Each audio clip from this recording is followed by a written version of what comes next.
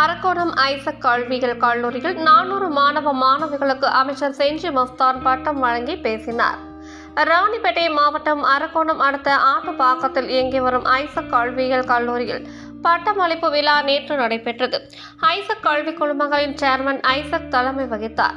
Trustee Prema Isaac matric பள்ளி முதல்வர் யாஸ்மின், செயலாளர் கிளின்டன் முன்னிலை வகித்தனர்.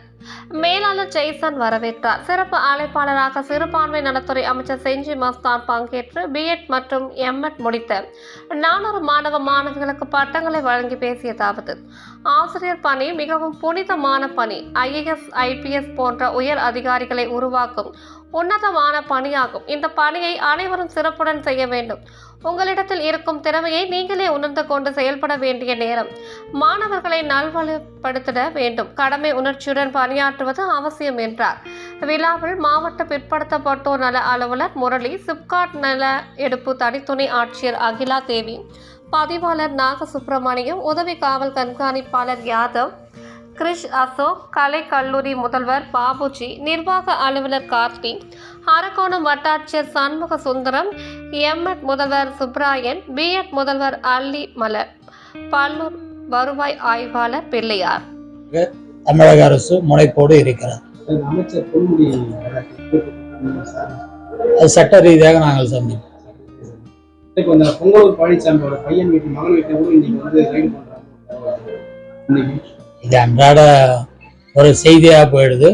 எல்லாத்தையுமே எப்பவுமே திராவிட முன்னேற்ற கழகம் சட்டத்தோடு சட்ட ரீதியாக சந்திக்கும். பிஜேபி பழிவாங்க நடவடிக்கை நம்ம எதிர்பார்க்கலாம். எல்லாருக்கும் தெரிஞ்ச வழிதானே.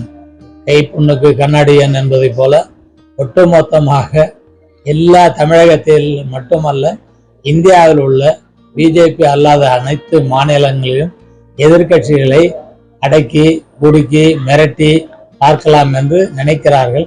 எப்போதும் அந்த கனவு நடைபெறாது. ஏன்னு சொன்னால், பல்வேறு வேற்றுமைகளில் ஒற்றுமை காணுகின்ற இந்திய நாடு, ஜனநாயகத்தில் நம்பிக்கை உள்ள நாடு. எனவே ஜனநாயகத்தில் நம்பிக்கை உள்ள அனைத்து கட்சிகளும் ஓர் அணியாக இணைந்து எதிர்காலத்தில் நாடாளுமன்ற தேர்தலில் இந்தியா கூட்டணி மாபெரும் வெற்றி பெற்று அந்த ஜனநாயகத்தை மீண்டு எடுப்போம், காப்போம் என்பதுதான் உறுதியான சொல். நம்ம துறை சார்பு சிறுபான்மை